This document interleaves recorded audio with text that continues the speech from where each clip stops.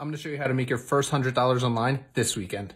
So what we're doing is selling PLR products. So head over to empireplr.com. And if you don't know what a PLR is, it stands for private label rights. That means you could purchase ebooks, courses, and then resell them as your own. And yes, this is 100% legal and 100% legit.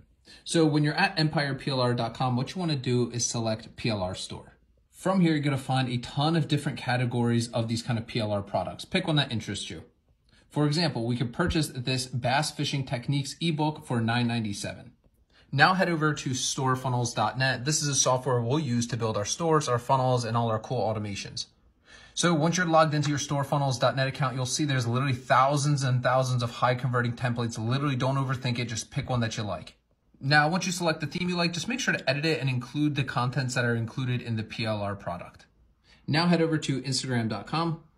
Write in the hashtag of the product you're trying to sell. So for example, bass fishing. Now what we're seeing here is all of the top posts in this bass fishing niche.